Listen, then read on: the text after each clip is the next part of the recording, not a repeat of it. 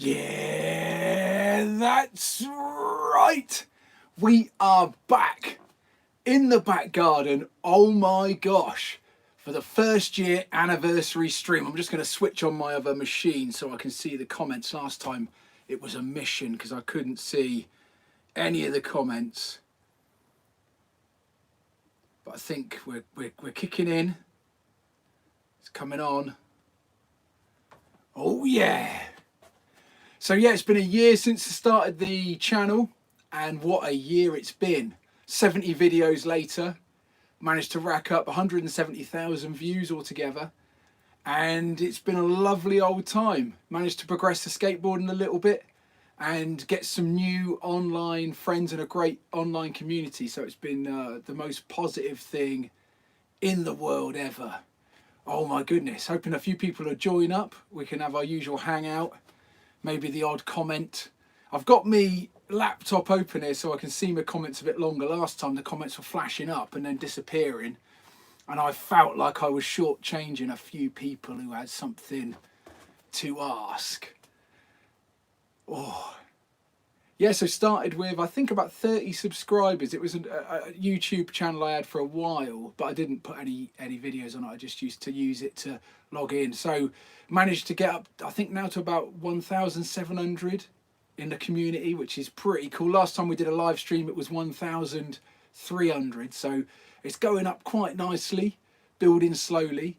I started the channel really for selfish reasons, and those selfish reasons were to give me a little bit of a thing to aim for, you know, a reason to learn tricks. And when I got to the skate park, usually on my own, I'm finding that the videos really help me focus so that I get something. Obviously, if I don't manage to learn the trick by the end of the filming session, there is no video. So it's quite a good incentivized way to get to the skate park, clear goal in mind, and see if you can get one of those tricks that we're setting out to get. Let's see if we can get some comments going. I'm wondering if, hey, from Colorado, yeah, surf and turf, nice one. Greetings from Stockholm, yeah, this is a truly international event already. Yeah, I love a bit of Sweden. I was lucky enough to visit Stockholm. Oh my goodness, I believe there are some very nice skate parks out in that neck of the woods. Orange County, California. Oh my goodness me, this is a truly international event. I would love to, oh, California, yeah. It's one of my big dreams to do the pilgrimage, the Californian skate pilgrimage. Obviously, as a skateboarder from the UK, can't help thinking that California might have some skateboarding treats to offer from what I have seen. Woohoo! California has many skateboarding treats to offer. I was lucky to be down there last week, hoping to get down there again next week. Oh my goodness. If you like a bit of good weather and a bit of crazy skate park, then Cornwall is a good spot. Yeah, so when I started the channel, obviously totally humble beginnings, and I'm humbled by the response. It's been really positive, really delighted to have met so many great people, all in the same boat, so to speak. Middle-aged dudes and S's coming either back into skateboarding or trying it for the first time. I started out 2 years ago, and my nippers got on a scooter, and I took them to the local junior scoot park, and there was a skateboard lying there, and I did have a go on a longboard a few years earlier. I do a bit of surfing, so I had a bit of a board riding background, and it suddenly stuck out as something that would be worth a go. So I had a little potter around, and then thought, oh my goodness, wouldn't mind getting into that. Let's have a look. Great information, love your videos breaking down all of the movements from surf and turf. Thank you very much, sir. Yeah, I found that the videos that I really gravitated towards on YouTube when I was learning tricks, I'd obviously researched the trick, and the ones that I liked the most were the ones where there was a guy being taught by another guy. Perhaps some of those Braille videos where they've got Lance being taught how to do something. And I noticed I learned more from watching those guys fall off and make the mistakes. And it also gave me a lot of confidence because I thought, wow, I can see the process and maybe that's something I could do. So I sort of took that on board. And I also found that the really good pro trick tip videos, beautifully produced, I found those aesthetically pleasing and very entertaining and inspiring, but not necessarily full of the information that I needed, because I'm quite a detail orientated person. I need to know every single little bit. Where do you put your feet? How does it feel? You need to bend your back leg. So hopefully going through the process of actually learning the trick in real time puts me in a unique position to share some of those things that I'm trying out. It also puts me in the unique position to give you a load of absolute nonsense and wrong information, because I really have not got a clue what I'm doing when I learn these tricks, but hopefully sort of work them out. Some guys are kind enough to come on and comment and say, oh, you did that wrong, try this. The biggest comment I get is that I call things the wrong name. There's so much jargon in skateboarding, so I just call it the wrong name. The pros aren't the best teachers because they can do all the stuff easily. That's right, Rob. Good to see you, Rob. Been having a bit of dialogue with Rob. He's a similar sort of tall dude getting back into the skating. I think when you become autonomous with a movement, and I think that's what being a pro is, you're totally autonomous. You don't think about the steps. It's just one feeling. And perhaps not even a feeling, it's just autonomous. So you might just think at the start of the trick, I'm going to do that trick, maybe in your mind. You might not even be conscious of that. But for a pro, all of those steps would have been learnt so early on and so ingrained that it's very hard to then go back to be able to teach it. And because I'm a guitar player, I learnt a lot of my guitar playing when I was younger. I think that's why I wouldn't be such a great guitar teacher, because I don't really know what I'm doing. So I can relate to pro skateboard videos and the fact that they might not be as helpful as they could be. It's not through any other fault than they just have learned it and are autonomous with it. Still loving the Andy Anderson, says Surf and Turf. Yeah, so am I. I love a bit of the old Andy Anderson. I got the Mind Control t-shirt on, which is Andy's t-shirt brand, so I'm fully Andy Anderson today. And then I've got this Heron deck, which I do love very much, so I'm still very much on that bad boy. Oh yeah. Just have a quick swig of drink down out of shot. Whoa.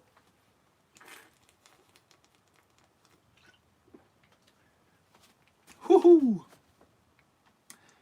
Yeah, so coming at you from Poole in Dorset, and we're blessed to have some really lovely skate parks around here.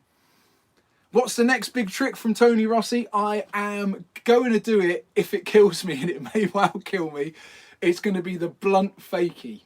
So I've already done the blunt rock and roll, which feels like a little bit of a poor man's version, I guess. It's still quite scary because getting into the blunt is emotional, to say the least, if you're a bit rubbish like me. So getting into it alone and then trying to get out of it on a rock fakie, I found that quite punishing. But I really have set my heart on going into the blunt and then just diving back out, aerial style fakie, so blunt fakie. And I'm going to do that on my mini ramp when the weather allows. At the moment it is the air blunt fakie, not half. His Bevanus, that is going to be the trick that I'm next going to do. It is the 50-year storm here in Poole at the moment, so it's raining sideways and blowing about 35 knots. So when the weather window appears for my mini ramp, I'm going to give the blunt fakie a go, and tune in for that one because there will be some thrills and spills. You better believe it. Yep, scary as hell. I was thinking of a route into it, and I think I might go for the ice plant. My last trick tip video was the fakie foot plant. And for the fakie foot plant, you come out and then you jump the whole board back in. So all the wheels are off of the ramp, and then you jump back in. So I was thinking if I do the fakie version of the fakie foot plant, which is the ice plant, so you come up regular, come out and then jump back in backwards. I was thinking if I can get that, then that might kill some of the fear of just coming in backwards in the air. I've already done the staple gun, so you're sort of 1 foot off with that, but the wheels are still on for the whole time and it's not really comparable. But yeah, I'm going to get that. And the next one after that, I'm building on it, is the front side air. And the front side air I'm doing is I'm not trying to do that in one session. I won't get that in one session. I think I'll get the blunt fakie in. I like to do the tricks in one session if I can, record them from start to finish. Each video takes about 90 minutes of the session, and as I go I do the little bits to camera speaking about what I'm doing, and hopefully in that period I'll get the trick. As I said, I probably visited a skate park probably twice now and not come away with the trick, and the video has to go in the bin, because obviously you can't really pop a video on and you can't do the trick at the end, because that would be rubbish. What type of... this is good. It's a crowd pleaser. Well, hopefully, if you like watching an old bloke fall over, I reckon that will be a crowd pleaser. What type of wheels are you using mostly in the bowls from Surf and Turf? I am using these mostly, my good man. So this is the Andy Anderson with the bowl setup, and these are 60mm OJ Team Riders.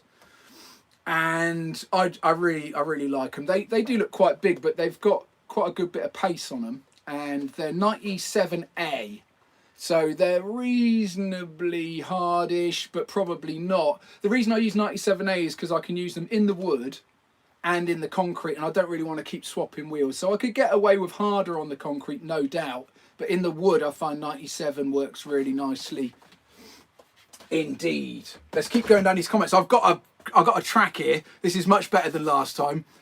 Here we go. So Rob's saying, I heard a good practice tip for fakie ollies first. That's a good idea. Yeah, definitely, Rob. I also was thinking of coming back in and then putting my back foot down just to get used to going back in. That was another thing I thought of doing. Could try nose grabbing out of the blunt fakie. Heard it's easier. Yeah, definitely, Vex. Good to see you, dude. And I think I probably will do it with a nose grab. That's how I did the blunt rock fakie, because you can pull the nose towards you and you wouldn't need as much finesse. I haven't really got much finesse in terms of an ollie, and I think you would need to slightly ollie it back in for that blunt fakie. But all will be revealed when I give it a shot, I reckon. Rob's saying, how loose are your trucks for bowl carving?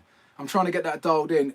Yeah, Rob, I have to say, judging by other skaters and their response to my setup, that my trucks are probably a little looser than most. I gravitate towards loose trucks just so I can catch myself, because I do wobble a bit and I find that I can steer the board back under me quite quick. So loose trucks have always worked for me. I don't know whether this will be of any relevance, but yeah, you can see they're pretty loose. They sort of wobble if you're not on it there. You can see them wobbling without anything, but they're not as loose as some. I've seen some guys take out this bushing just so it just is on the top with no bushing. I mean, that is loose. That's mental. But yeah, I would say, Rob, you could definitely... what I did is I took off a quarter turn each time I went riding, a quarter turn on the back and front each time. You don't really notice it, but after about 5 or 6 sessions, the trucks are a lot looser and you've got into it gradually. And I did that when I decided that I might try looser trucks, and then it's just stuck there, and because of my OCD I've sort of got a file and filed off the nut so I know where it should be, and then that's how it remains. I've noticed in the hotter weather that it does get a bit looser though. I might be mad, but I think these rubber bushings go a bit softer in the hotter weather, so I have been tightening them up a touch because it's got a bit out of control with the looseness. Sometimes you can see the snaky snake. It's not a great look. Nice one, dude. Yeah, you can. Yeah, that's a good way to get into loose trucks, I reckon. Your wheels look so clean. Clean? Do you wash them? No, I've just recently been skating on concrete a lot, so they just get really clean on concrete. These ones have just been in the.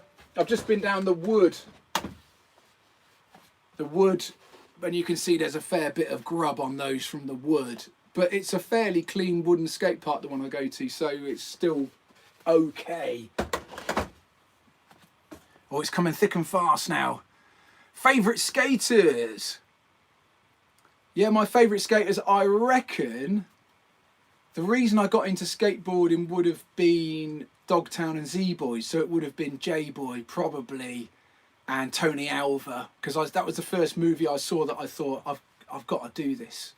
And then the second movie I saw that really got me into it was Bones Brigade documentary. So Tony Hawk, I just think he's got, you know, that X factor. So I love Tony Hawk, and then I guess Mike V, because he's a big burly guy and he skates in a way that I would aspire to. So I can sort of relate to the Mike V style of trucking round and flying into things and dealing with the consequences. And then of course Andy Anderson, because he's an all-round skater. I'd say Andy Anderson is the guy that sort of makes me chuckle the most. If something impresses me, I have a little chuckle.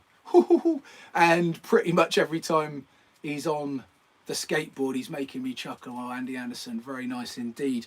My son Otis would like to know which surf skate you have at the bottom of your rack. That's Carly. Hi, Carly. The surf skate I have at the bottom of the rack is an old Globe, which I believe I picked it up in the south of France, down in Hossega. Is Globe a French brand, or is it California? It says California on it. I'm not sure, but nevertheless, it's a Globe. It's got 75mm 83A wheels on it, and it's got the Surfskate crazy trucks, and it's a lot of fun. It's quite wide, yeah, and it's good for going down the promenade in Poole. Not off. Nice one, Carly. Surf and turf, cleaner than my feet. Do you think that you might learn the air? Yes, indeed, Jen. I want to do the front side air, and I've already done a video on the backside early grab air over a hip. Whenever the wheels come off the ground, it's an exciting time. Oh my goodness, it feels like all hell is broken loose. I'm going to break every bone in my body. So I do enjoy a little bit of air. I also did a video on flying out over coping, which is bizarrely one of my most watched videos, because I say bizarrely because I did that video in like as an afterthought, I didn't even know whether I could be bothered to do it. It was filmed at 5 in the morning in Cornwall, so it's really dark. Production values are really naff. I'm sort of mumbling because it's very early, and it's one of the highest views. So I'm sort of always shocked a bit by that one. But that's a bit of air, bit of backside early grab air, I do a little bit of ollie in now and then, but the front side air is the premium move that I want to get, and I just find it terrifying. And as I say, I've been filming my progress with it, but it's a slow burner. It's not one I can learn in one go. So I'm going to do it and I'm going to say how many sessions it took me to get to where I get at the end. Lance Mountain, I love Lance Mountain, Tony. Yeah, Lance Mountain's brilliant. What a great skater. The only thing about Lance, I just found in the Bones Brigade documentary that he does himself down a little bit too much. I think he's an amazing skater, but he sort of talks as if he's rubbish, and it doesn't quite tally because he obviously is really good, and he also did really well in the competition. So he seems very humble, possibly too humble for how good he was. I don't know whether that resonates with anybody, but Rope says, I love really loose trucks while skating bowls. My front truck is looser than my back one. Yeah, that's a good way to go. My truck in front is so loose that I need sometimes to tighten it up during a session because the nut is moving. Indeed, Roop. Yeah, I experimented for a while. If you see on the truck, on the independent trucks, taking out this washer. So you can take out the washer and put the nut straight onto the bushing, and that allows you to have it much looser, because there is at the moment my nut is right on the edge, and I've had this nut come off before, it just because you're not on the nylon, and it's a bit disconcerting not being on the nylon anymore, because the nylon is obviously the grip type. So by taking out this top washer, you can get the nylon bit back on and still have it loose. So I experimented with that for a while, but they came out with, well, they haven't come out with, they've had for a while the bones bushings, which have the washer built in, so you can have those without the top big washer on. But yeah, I know exactly what you're talking about, dude. Vex says he dropped in at the 5 foot at the duck lane for the first time recently. What's your tips for boosting confidence and shifting tricks from the 3 to the 5? Oh my goodness, Vex, yeah. Duck Lane skate park is the one at the start of my videos where I'm falling off. I fall off the vert drop in on my head. And then there's the 3 foot section Vex is talking about, where that's where I fall on my shins. And then there's a 5 foot section in between. And I just find the Duck Lane is my Everest. It's what I aspire to. So I try and get my tricks on my backyard mini, which is very mellow, and it's like a trampoline because I built it out of wood, and I'm not a carpenter, so it's like a resi really. It's so soft, and I can fall from the top to flat on that and be fairly confident, all things even, that I'll come out okay. But Duck Lane is hard concrete, and it's a bit steeper in the transition, and I find that whenever I fall to flat anywhere there, it's a little bit emotional. You know, it brings, you want to, bottom lip starts quivering. The 5 foot section is particularly daunting, and I've fallen from the top to the flat on that bad boy, and every time, you know, I want my mum, I want my mummy when I fall off of that one. So Vex is saying, how do you get the tricks on the 5 foot? I did a video, I think I did 2 videos, one on fear factor, so conquering the fear, and ideas that you might be able to take into that. And there's also one about psychological barriers that I filmed down in Cornwall, and both of those are the idea, the premise is taking mini ramp tricks onto a larger, steeper concrete transition. And for me, I guess the trick with it is to be really confident and have it dialed on the mini ramp, wooden mini ramp, and then when you take it onto the concrete, really go in incremental steps and just get your confidence up and keep building your confidence. For me, if I sort of know, if you know, if I try and do a frontside disaster at the 5 foot section at the Duck, I know that's probably gonna really sting. So I need to get much better at those on my mini ramp before I take it. Whereas a rock fakie, fairly confident with that trick on the mini, so I reckon I could get it. Maybe that's a way to do it, possibly. Bones medium bushings are great. They are indeed. I think they're blue, aren't they, Tony? I think they're blue tops. I've got some of those bad boys. Could you say proper session ender? Oh yeah, I was, oh crikey, it's a proper session ender. That was when I was in Concrete Waves and a scooter kid came over the top and just threw his scooter into the deep end when I was coming across. It's in one of the videos. And I've never been so terrified in my life, because the problem with that is you're coming down across the flat bottom. If I'd hit the scooter, I would have gone literally head first into the bowl tranny. And it was enough to end the session, hence a proper session ender. G'day John, is that your original Star Wars figures in the background? Oh, where are you viewing such things? I do have a penchant for Star Wars, but I don't like to massively share it because it divides opinion. Where?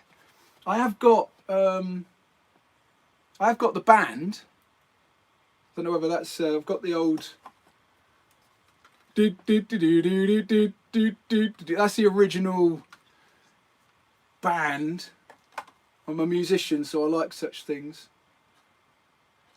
And I've got my original Hoff soldier. He's absolutely knackered, but I just like him because he's done his duty as an action figure. I feel we're getting off topic though. Well, maybe skateboarders are into Star Wars. I do hope so. Apologies to anyone that's not a complete sci-fi nerd like I am.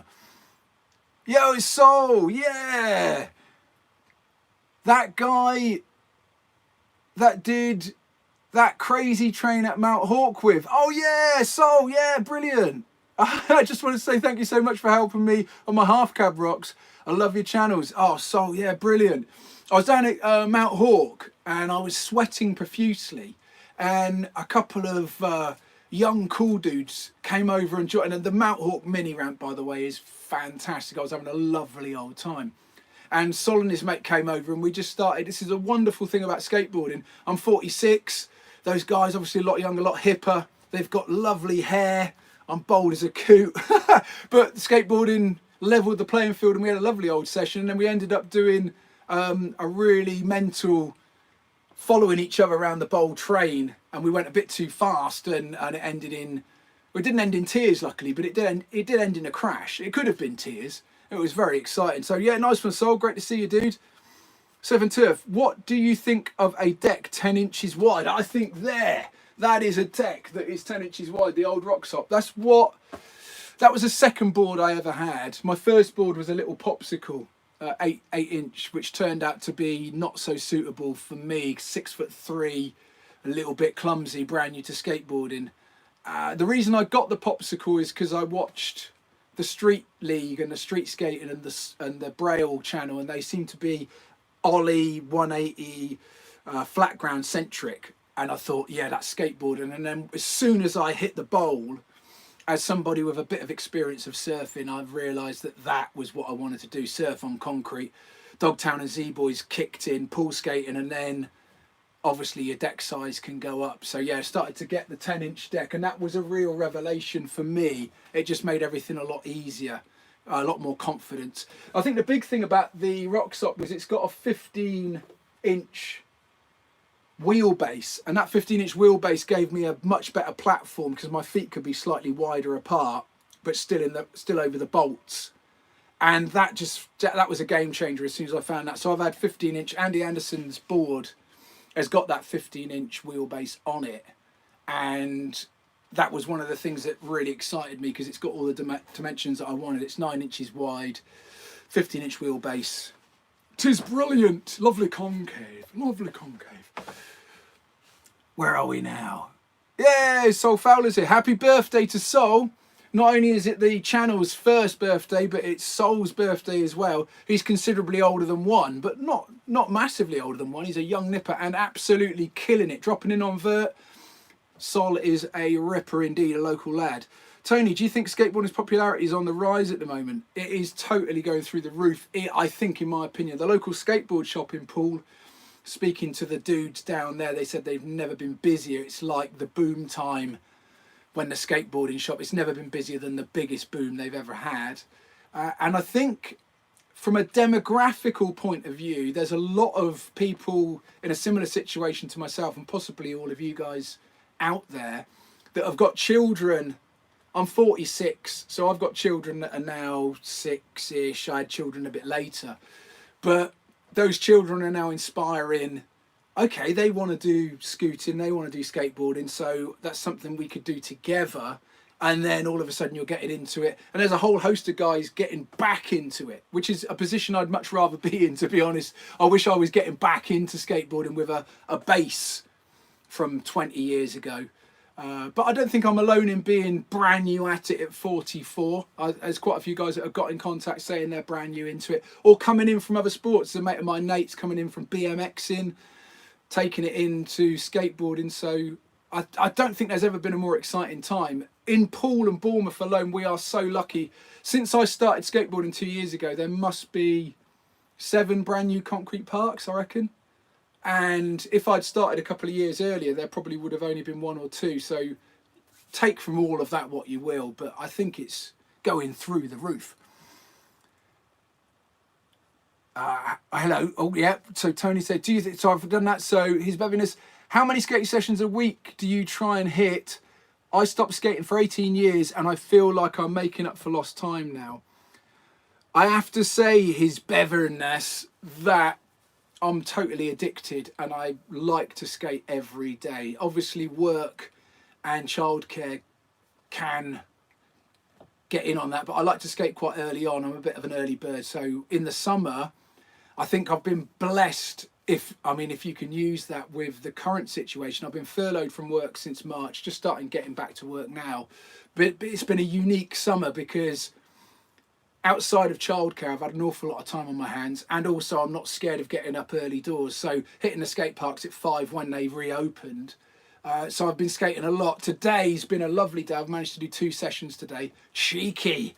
Did one on my own and then did one with some mates and took the nippers. So yeah, as much as I can basically, dude. Have you tried the Surfskate? I see one at the bottom of the rack. Indeed, Gun. Yeah, I've just recently done a video on how fast does the average skateboarder go. And on that one, I do a bit of Surfskate down the promenade in Poole. See how fast I can push off with my feet. I also do a semi-hill bomb with the longboard. Nothing, certainly not setting any records, but it was interesting to see how fast an average skateboarder goes. And believe you me, I am an average skateboarder. Hi Unskated, how you doing, dude? Cool to see you on your board and the skill professional. Nice from Surfer Turf. Cheers, dude. Jin, how are you scraping your Andy Anderson in the middle of the rails? It's a great question. I've been pulled up on this many times. Basically, I'm a bit of a wally. that's the reason. So what I did is I put my rails on, and I like to grab the rail for the early grab air and also for the grabs round the carving turns. So I put it in a place where I felt was comfortable, and then I took a steel rule and I did check that the steel rule cleared so it would save the graphic. But what I didn't factor in is that this very quickly wears down on the rail on the inside, and the Andy Anderson deck has got quite a keen concave. So you can see that if you put the rails on the outside, then the concave leads there to be no clearance in the middle. And as soon as I wore down a little bit of the rail, it started wearing out the middle of the board. So that's one to watch for. I'm not sure that I would change it because I do quite like the worn look. And to start with, it was absolutely fine. And I do like that for grabbing. If it was any further in, it would be a bit tricky on the grab. So I guess it's... But the pig rails are quite low. I think if you use Pal per Outer rib bones, they're a bit more proud. So you might get a bit more savvy graphic. If you've got a board with screen printed graphics, it's worth £1 million, then I reckon saving the graphic. But I'm not too fussed. These are, you know, it looks quite cool, doesn't it? If you got a bit of the old, oh yeah. In the guitar world, you'd call it relict, and you'd charge somebody more money for it. There you go. Wicked. So that's gone. Yeah, okay, brilliant. And it's greeting from Sweden again. Well, I love Sweden. 2 questions. How many hours do you put in on a normal skate week? Do you prefer analysing and breaking down the tricks as you go, or just all in and practice? Great questions, Anders, and greetings to you. In a week, I reckon my average session is 90 minutes. I like to go over an hour. Rarely make it to 2 hours, I wouldn't think, unless it's a session with lots of guys and you're not getting your fill. But if I'm skating alone or in a pair, I like to skate in a pair to bounce off, and I like to skate alone so I can focus. I'll do a solid 90 minutes in a session, and I like to skate every day. So probably miss one day through life stuff. So yeah, 6 times 90, whatever that is. Yeah, 6 hours, 9 hours, 9 hours a week. I would do more if I had better legs, but I find that my legs get so... I have to stretch them out. I find that especially my quads, because I do a lot of pumping and bowl stuff, I guess, it's just like doing 90 minutes worth of squats. And I'm not convinced you'd be able to do that at the gym, and your gym instructor would say, yeah, come back again and do it again tomorrow for 90 minutes, and you do it every day without any rest. I'm not convinced that would be what they tell you to do, but I'm just addicted. I can't leave it alone, so that's what I do. And the second part, do you prefer analysing? I've got to say, it's very bizarre, but there is something about vocalizing the process. That's not even an internal dialogue, that's actually filming the videos and talking out loud. Okay, now I'm going to be blah-de-blah and be trying this. There's something about that process that seems to be valuable and seems to supercharge. For me personally, it might be just the way I'm wired up, the way that I'm built, but actually thinking about a spoken link with what just went wrong and what I'm going to try next seems to really help me. And if I don't do it, then I do go inside my own head, and there's not so much thought, I guess. It's just one try after another, and I can get in a bit of a rut just doing the same mistake over and over again because I haven't vocalized and I guess cognitively worked through the problem I'm facing. I don't know whether that makes sense, but I think that might be something there. Unskated, social media attributed to the boom. Yeah, I think inevitably social media will be showing people cool stuff. The Instagram is a great little tidbit feeder. I've just got skateboarding on my Instagram, and it comes up with the coolest stuff every day, most of which I think, oh, I'd like to give that a go, and I'm sure there's many other people thinking the same as that. Sol, I've recently got a Cape Town Skates board and I can't wait to try it out. Brilliant, yeah, Cape Town Skates, made by Keith Cummins. There is the very thing. One of the great things about skateboarding is there's a DIY ethos, and this is Keith's board that he makes in his back shed, made out of eco epoxy 5-ply with carbon fibre stuff, and they're super cool boards. And a lot of the local riders are using them just because they're handmade and you get a one-off graphic. And that's my 9.5 inch pool skating board. It's cool as a cucumber. Nice one, Sol. Where are we? So those own Andy Anderson decks are selling for upwards of $250 US. Crazy. Board shortage due to COVID. Yeah, it's funny, if you ever get something that's desirable that's released in limited quantities, you can get that eBay thing going on. I was lucky that I got a couple from Skate One. I imported them from the US when they came out.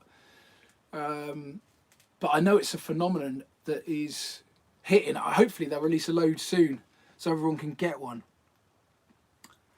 Unskated, I agree that talking to the camera helps. I learned a switch ollie up a curb in 5 minutes and my normal ollie took 6 months. Yeah, definitely. Yeah, there's something about just talking it through, the actual vocalization. Definitely. Tony, ever been to Totten Skateboard? I went there last week. It's a very nice park. Indeed, Tony, a pertinent question. My first video for the channel, literally I completed it a year ago today, was on the backside Vert slide, and there's a lovely flat bank that looks like a big popsicle board or a tongue, depending on what way you're looking at it.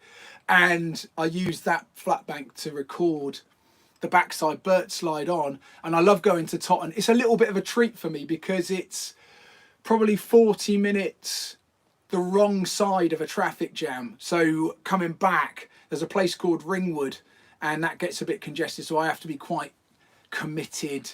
I have to commit a good 4 hours to that trip. But if I've got a full morning and the weather's good, I will get over to Totten. It is a lovely park. It's got a great bowl, a very fast bowl, very steep bowl. I haven't been there since I learned tricks. I haven't been there since lockdown, and lockdown's when I learned my tricks. So I'd like to try some tricks in that bowl. I fear it will be terrifying because it's even steeper than Duck Lane and a bit taller as well. What's your proudest skateboarding achievement? Oh my goodness, that's a great question, Surf and Turf. I would say, I could say something cheesy here, like making new friends, or yeah. I didn't think I'd be able to get the fakie foot plant. I didn't think I'd be able to get the blunt. Whenever there's a trick that I just really don't think I'll be able to get, I think if I get the blunt fakie, if I manage to do one of those, I think I'll be quite pleased, because that's a trick that I just don't think I'll ever be able to do. I'd put kickflip in that as well. I don't think the kickflip is going to be something I'll ever be able to do, but I've never tried. So I guess the sky's the limit. That's a beautiful thing about skateboarding. I think if you put your mind to it, it seems that with enough going at it, that you could get anything, I guess. I tried for about 4 months to get a front side calf grind at Duck Lane in that Vert bowl. That was probably my biggest project because I couldn't skateboard at all, and I decided that's what I wanted to do. And I went down there religiously, inching up. So I guess probably the front side grind at Duck Lane skate bowl would answer your question. That's probably my proudest, just because it took so long and I found it so terrifying because I was zooming in there with zero skill, just sort of throwing myself at a wall. And it seemed impossible. If you stand at the bottom of that bowl and look up at the coping and think, oh yeah, I'm going to swish the trucks across there with my back facing the bottom of the bowl, as a beginner skater, you sort of think, yeah, I think you're having a laugh. So to actually have done it, that was good. I enjoyed it. It's a bit steep, says Tony. It is quite steep, indeed. Rob, I'm 4 months into skating and pretty much every day, and the leg soreness has gone away now. Great. Oh, it's not gone away. Does it ever? I have to take a day off each week due to the fatigue. I have to say, Rob, I'm really disappointed in the fact that I'm 2 years in and I am a lot physically fitter. I think I've lost about 3.5 stone from where I started. And that's due to, I started out and it became very clear that falling off as a guy that was a little bit heavy, it was just physics. I just thought, this isn't going to work. This is absolutely hopeless.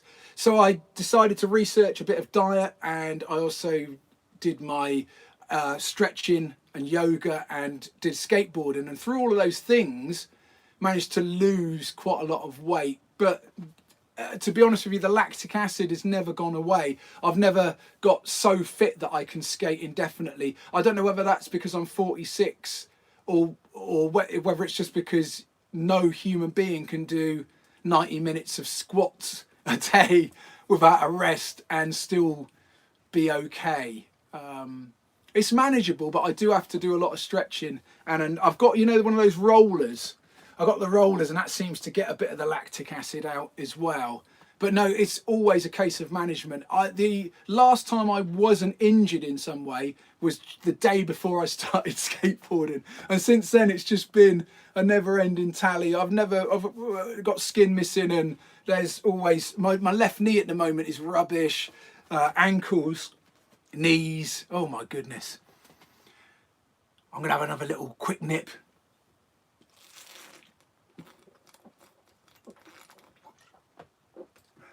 It's a cup of tea down there. You got the blunt fakie? Oh, I do hope so. It will be exciting nonetheless. Just lost my board. It's perched up here on a perch. Does your confidence knock when you slam hard? I fell hard and it rocked me. James, I have to say, I know it sounds strange. It is really unpleasant when you slam hard, and I don't enjoy it, but I have to say it boosts. I try and flip it, and it boosts my confidence. If I fall hard and I don't get hurt from a trick, then I'm like, well, we've got it out the way, and if that's probably as bad as it could be, and I'm still okay. So that's it. It's just like, whoa, it's just like game on at that point. I think the times I've had my confidence knocked is when there's something that's outside of my control.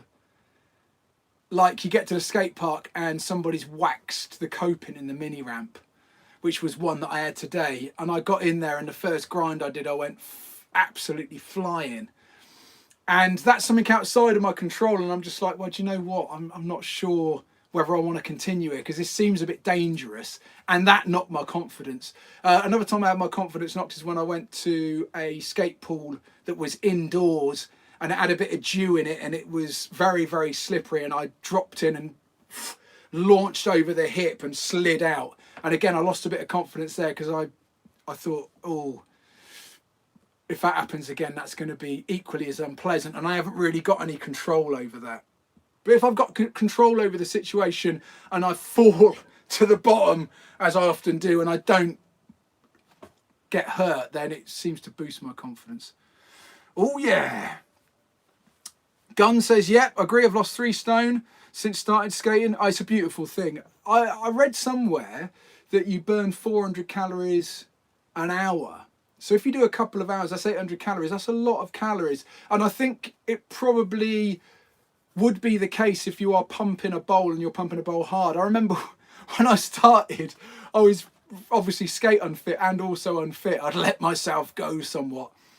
And I was pumping around bowls, and I was sort of like lolloping out on the side on all fours, like with stuff coming like that. And there was one time that this poor little scooter kid, obviously quite a shy kid, but he still plucked up the courage to go, are you all right, mate? And I was like, you know, just like that puffed out. So I think it is cardiovascular. I think it's going to definitely do something. Can you make a video where you learn to drop in on a vert ramp? I can do, but I can drop in on a vert ramp. So what I should have done is videoed that process that I did at the start of the videos where I fall on my head at Duck Lane, because that was the time that I learned to do it. And to be honest with you, it's one of those things that isn't a lengthy process, hopefully. I mean, it took me 2 tries. First try I landed on my head, second try I made it. And ever since, that's sort of it, you know. It's not something I choose to do at Duck Lane, because it's totally unfunctional, because to get into that deep bowl, you can go over a waterfall, and that's better line. If you drop in that deep bowling duck lane, you sort of pootle over the waterfall and out. So it's not really a hugely functional thing to do there, hence why I don't really do it that much. But nevertheless, it's a good one to do. I set myself a goal that I wanted to do it by the age of 45, and the birthday was looming, and that goal seemed to work because you know, I had to get it before 45. That was the rule. So that's what we did. Oh, here we go. Let's have a look. Tony, you should have read of Tony Hawk's book. It's very interesting. Hawk, I think it's called. I'd love to read that. Yeah, I'd love a bit of Tony Hawk, definitely. Fraser, still can't get the rock to fakie. Keep taking my back foot off. Any tips for just going and committing? Keep up. Oh, thank you very much, Fraser. Unfortunately, Fraser, with the rock to fakie, it is billed as a beginner trick, and it's put in beginner trick roundups, top 5 beginner tricks. And the reason for that is it gets you into fakie, which opens up a whole load of maneuvers on the mini ramp, because you can go in fakie and come out, etc. But in my opinion, as a beginner skater, I don't think it's a beginner trick. And the reason that I say that is there's quite a few component pieces that need to happen in order, and there's quite a lot of finesse required. And when you get it wrong, the ramifications are reasonably severe, depending on the size of ramp.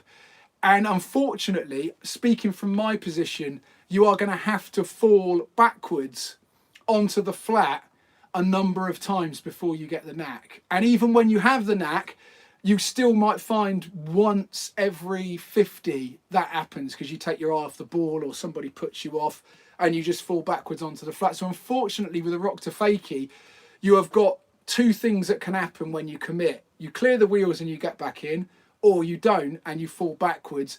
Probably the worst slam you can get is not committing back in but clearing the wheels, and that means that you come back in but you fall, launch out into the ramp that way, which is even worse than falling backwards, to be honest. Because if you wear full pad set, you can cultivate a way of catching the wheels and then turning round very quickly and knee sliding. I did a video on learning the rock to fakie. I've done 2 of them, and in the first one I show you that knee sliding thing, but I do fall to the flat on that one. I demonstrate it quite nicely. And then the second one, I take it to decking the board right out so the wheels are up to the coping and bringing it back in. And to be honest with you, that one is the easiest one to do. I can't really do the rock to fakie where the coping is in the middle of the board and then it rocks and comes back in. It has to be, if this is the coping, it has to be right up to the back wheels, because then you get physics that brings the board back in and it clears this wheel. It has to, as it comes back in, that comes down the transition, it's already got that motion to come back in. I can't really do this one where you rock it half and come back in. And the kiss of death is the one that you think you want to start with, which is that one, because it's perfectly hung up and quite hard to clear. So I think that's the one that most guys try to start with. Just, oh, let's just get the wheels over a little bit to start with. I'll go careful. And like many things in skateboarding, it's a game of opposites. So that idea of, oh yeah, I'll go into it a little bit careful to start with, is often the worst thing you can do. You know, it's often the opposite that you want to do, which is let's go absolutely berserk and mental. Like a rugby player doing a tackle, let's go into this tackle full power under the banner of not getting hurt. You know, I think the time you get hurt or the time it goes wrong is when there's any sort of hesitation. It's the same as when you're surfing, if you're taking off on a bigger wave. As long as you paddle as hard as you can and commit to the takeoff, the worst that can happen is you make it to the bottom of the wave comes over the top and you come out the back. But the absolute nightmare is if you hesitate and then get sucked over the falls at the last minute. And I think there's a lot of parallels in sport, I guess. Just you have to just go flat out. But with the rock fakie, it is very, very hard. But unfortunately, you are, I mean, unless you're really gifted, you are going to fall off backwards and it's really unpleasant. So I'd recommend putting on loads of pads and preparing for that, or trying it on a little bank, a little micro ramp. Try and find a ramp that's only like 1 or 2 foot tall so that you can't physically hang the wheels up. So you just get the feel of rocking backwards. Any of those things will help. I've done all of those things. Rock fakie was my nemesis for ages. And if it makes you feel any better, it took me months and months and months to get it and I feel confident with it now, but it's still terrifying. Wicked. Let's see. Oh, I've got loads of things. I'm talking too long now. So Fraser said that, yeah, any tips on committing to a full front wheel down rock to fakie? I freak out when coming back in.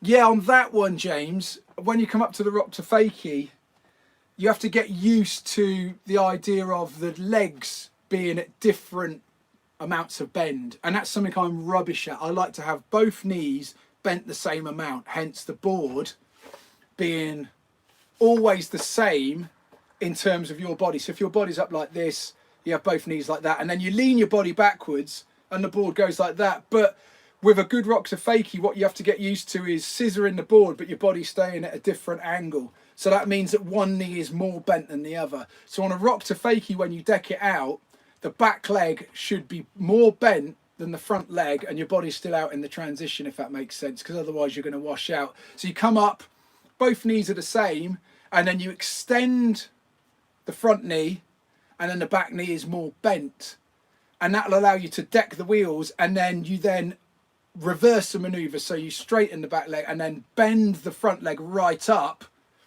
and come back in, which takes a bit of commitment, but it's that ability to scissor the legs that will allow you to do the rockety rock. Wicked. Oh, thanks Mayor Makes, many thanks, dude. Soul, dropping in Vert isn't as hard as people think. It's just commitment. You're quite right, Soul. Soul drops in the big bowl, deep bowl at Duck Lane for breakfast. No problem at all. Mike, congrats on hitting the 1 year. Question, did you add the soundproof into the ramp because the neighbours were complaining, or simply out of courtesy?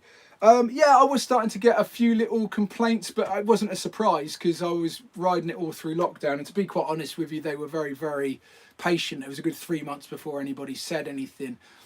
But I was just in it. I wouldn't enjoy riding the ramp if I knew it was really annoying people. So it was sort of a bit of everything. But I was thinking about doing it anyway because I was thinking, oh, this must be quite loud, and I wouldn't be able to enjoy this if I know it's annoying people. But I tend to do it at times of the day where hopefully, you know, that sort of mid-morning slot on a weekday, most people are out. If the kids go back to school in September, it's going to be open season because I think everybody will be out in that morning slot.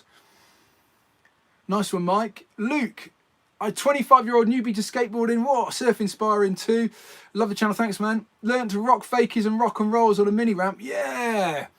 But I rolled your ankle, so I'm out for 2 weeks. Oh, dude, that's a shame about the ankle. Ankles are my worst nemesis because, unfortunately, I just find that if you tweaked an ankle, you struggle to skateboard effectively. And I just like skateboarding. So that's probably one of my biggest fears is sprains and tweaks because they take you out of the game. I'm not too fussed about losing skin or bruises as long as it doesn't affect the mechanics of any of the joints. Then it's sort of collateral damage and we're still on. As long as we're still on, we're laughing. So I feel your pain there, dude. Mayor Makes, transition still scares me. You made a rock to fakie today. Yeah, still scary. Any tips for getting secure on the transition? It's terrifying. I remember it may make you feel better that the axle stool took me, I was still really not there if I'm honest. Oh yeah, 6 months, a good, and periods where I'd only try the axle stool all week. I've only ever been annoyed twice in skateboarding with myself, like sort of golf. You know, when you're golfing, annoyed. When you go, oh, and you throw the club and it lands in a tree, that's sort of annoyed. I found skateboarding is quite tranquil for me. I don't get annoyed with it. But I guess I elevated my expectations because I went to Corfe Mullen and I recorded the Learn to Axle Stall video. And I got quite a few. I got like 30 in a trot. And I was like, yeah, I've got the axle stall at last. And I went back the next day thinking I was king axle stall. And I didn't get one for 45 minutes. And by the end of it, I threw the board across the skate park. There was no one else there. So I threw the board. And that's one of the 2 times that I've thrown the board through the axle stall. Oh my gosh. What mini ramp grinds do you want to have most solid? I'd like to be able to grind the Smiths now. I can Smith stall backside and front side, and I'd like to be able to grind those. But whenever I try and grind them, all hell breaks loose. So especially the front side Smith is probably my dream trick to grind around a pool. I think if I could do that, I'd be happy. And that was always with me, really. I've had very simple tricks in mind since I started. One was the front side Smith grind in a pool. I've wanted to do that since I started. The second one was the front side tuck knee air. I've wanted to do that since I started. Of course, all these are still on the list to be ticked off. But getting the stall was a real treat, because I think the next thing after having an idea of the stall is to start shifting it along. Yeah, good job on the 1 year. Thanks, Robin. Cheers, dude. Ian. Oh, hi, Ian. Ian's a fellow dude. I bumped into Ian very early on. I'd literally been skating probably 2 months when I bumped into Ian at Ringwood Skate Park. And Ian and I have been on a similar journey, I'd say, experimenting with boards and trucks and trying our hand at various capers.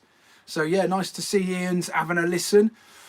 7 I've recently purchased a 187 using their side chart pros pads, and they sure are tight. Did you experience that as well? Yeah, I got extra large, which is the biggest they made because I'm a bigger dude, and they seem to fit okay. I'm not going to lie to you, I do get miffed when they ride up and I get a dirty great graze on my knee, but at least they absorb the impact so I don't break my kneecap.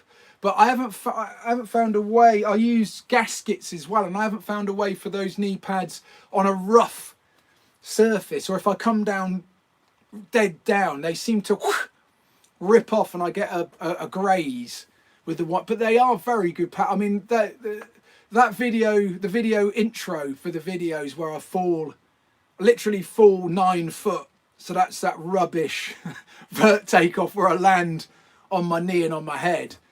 After that gave me a lot of confidence, because I thought, well, if I can walk away from that, I'm going to be fairly okay, hopefully. Touch wood. Respect on your shredding with the 70s board. Pretty gnarly. Thanks, Seb. Yeah, that was a lot of fun. I borrowed that board from my mate Richie, and I managed to track one down online. It's the Pro-Am Pure Gold edition. There it is. 6 inches wide, 0 rocker, and for some reason shaped like a boat. I guess a surfboard, really, isn't it? It's just, I guess that's the influence. I look, it's a bit boaty, and that's it. And it's, what is it? It's about 7 ply, I guess, but really thick. So I'm looking for some trucks and wheels for this bad boy, and then I'll have my own Pro-Am Pure Gold model. But yeah, that was a lot of fun. Being interested in the 70s skating, especially that Dogtown and Z-Boys. I was interested in how hard was it for those. I mean, obviously it was incredibly hard because it had never been done, which makes everything twice as hard.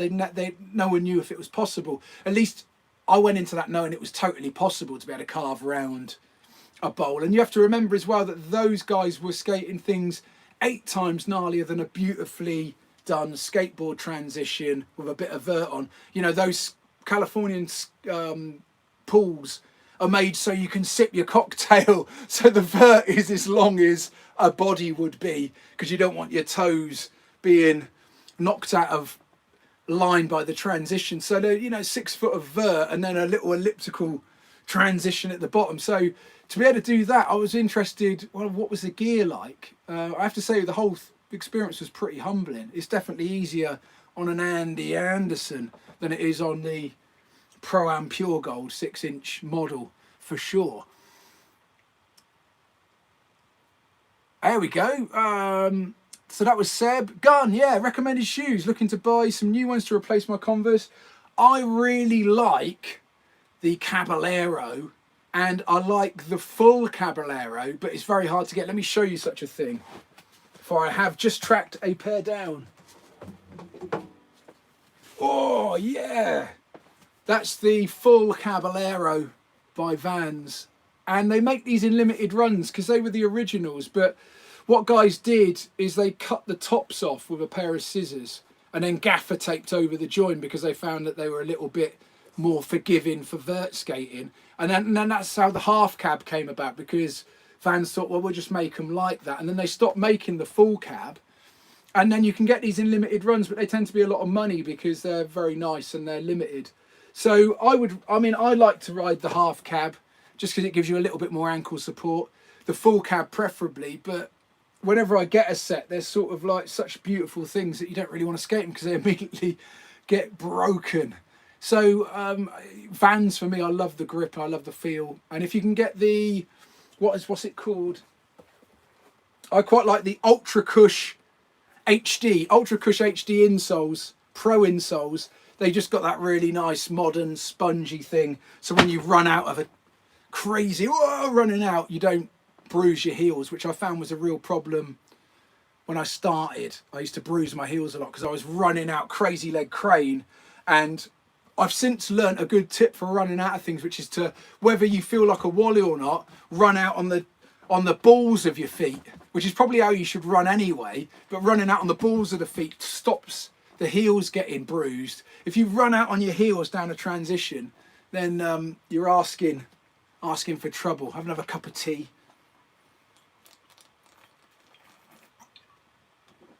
Oh, that's better. Lovely jubbly. Tony, I've had the same problems with axle stores. They are better on concrete coping. I have to say, Tony, that I love the feel of an axle stall on concrete coping. It's just something about the way it just feels so great. So yeah, I'm with you on that one. Hey Sven, nice one, thanks dude, that's really kind.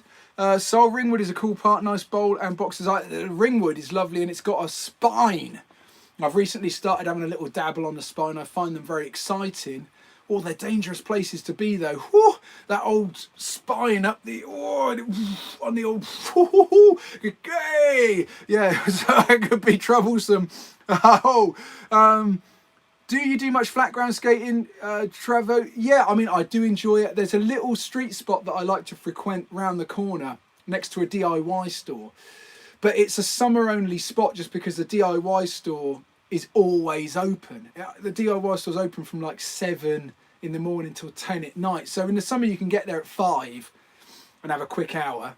And if it shuts at like 8 in the evening, you can get a little couple of hours before it gets dark in the UK at 10 o'clock. I was treated to it a little bit more because in lockdown those shops weren't open and the skate parks weren't open. So I did treat myself to a few little jaunts down there with a face mask on, social distancing. There weren't any other skaters there, so I was all right.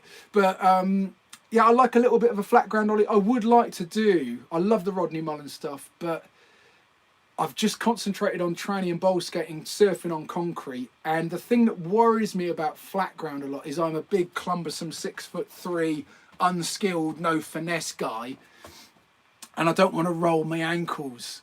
So I guess it's a fear thing I need to get over. But rolling ankles, I've done both my ankles. And each time, you know, you can't skate for weeks on end. And I'm just not a very good guy to be around if I'm not skating a lot. So I'm protecting everyone and myself, hopefully, but I'd love to be able to do the flat ground street stuff. And I am a little bit of a sort of passionate having a go at street, but it's sort of jumping down curbs, up curbs, grinding, slappy grinds, those sort of things, as opposed to crazy ledges and handrails. Will I ever get to those? Never say never, but at the age of 46 might be a good video title. Learning to grind the flat bar at 46. Woo!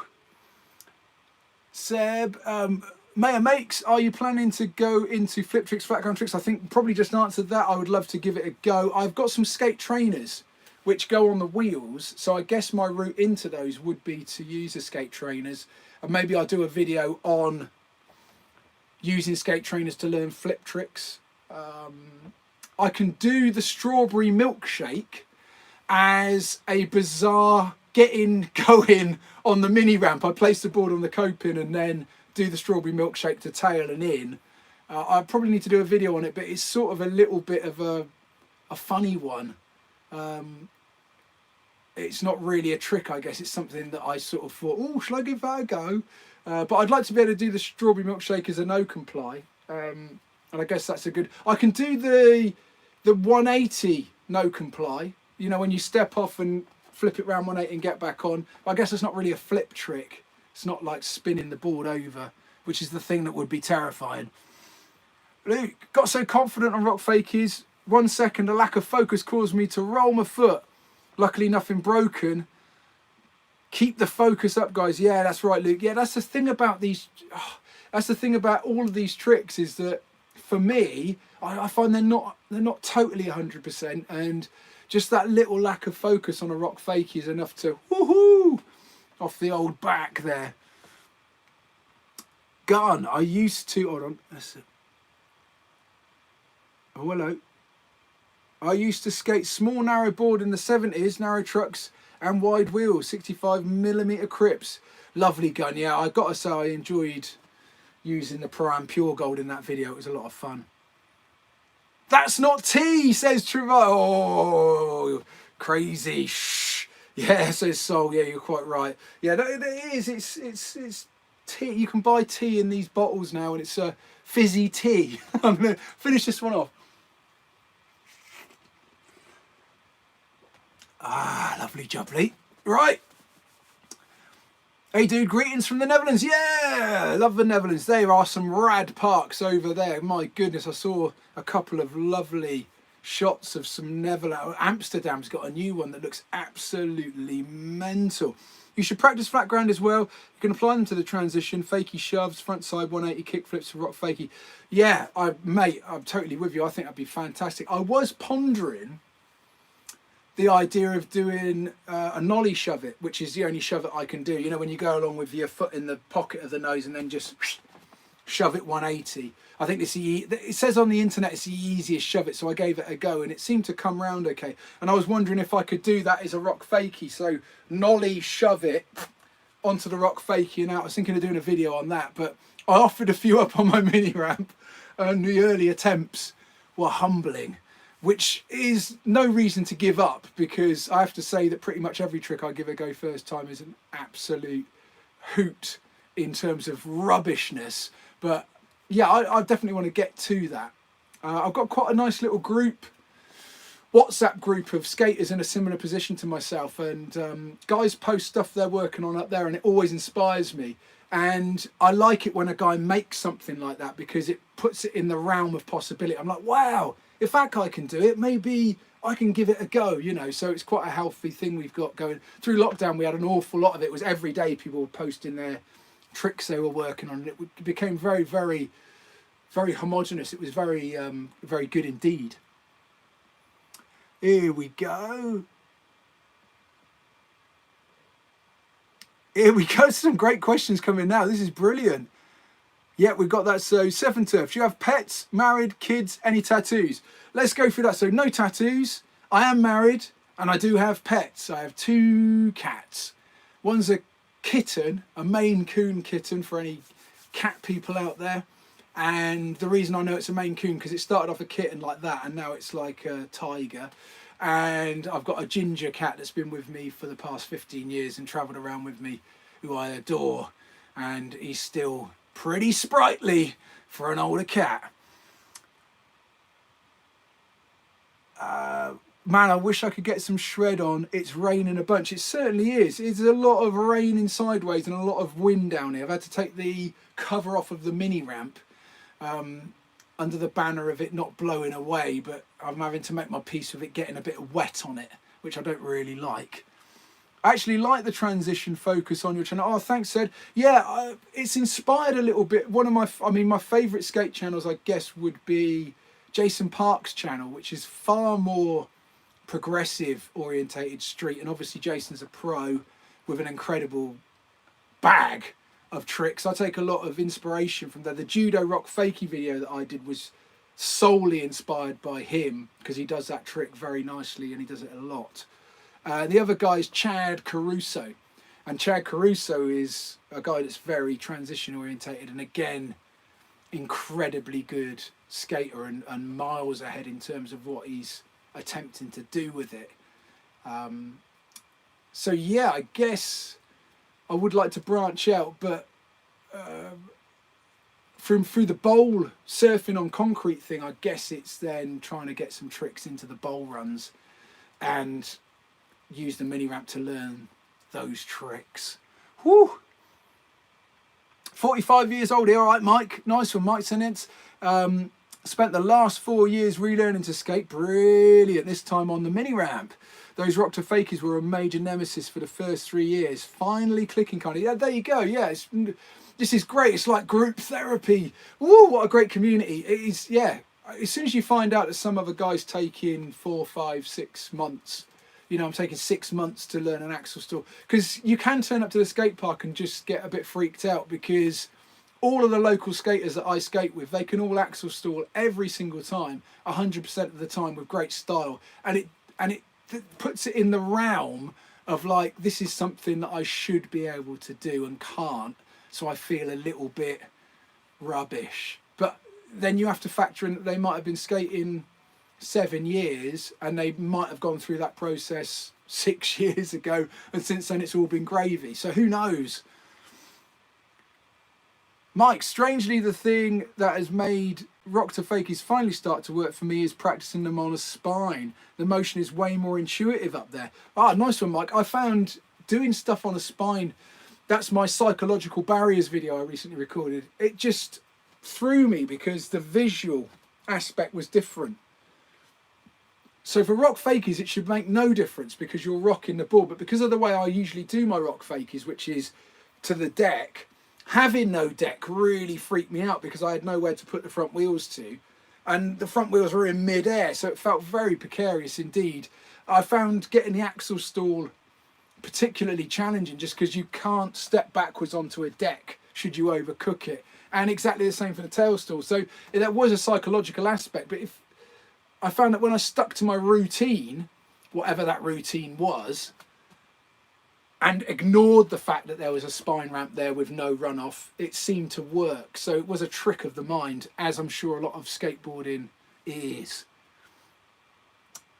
Oh, a very cool man cave you got there. Is it a shed? It's a double garage, Carly, and this is sort of like the peaked part, and then they've put a flat roof part to make it a double garage.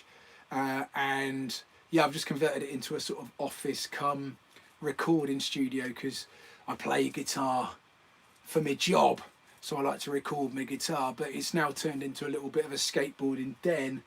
And there was a moment that I was thinking maybe I should whip out the drum room and pop in a mini ramp, but unfortunately it's just not tall enough to put any form of ramp in, and not really long enough to be. I know you can put a ramp in anywhere, but for me being a bit taller, you imagine 3 foot up from me, my head's constantly going to be hitting, so I had to knock that on the air. But it would be nice to skate in the garage all times of night and day, summer and winter.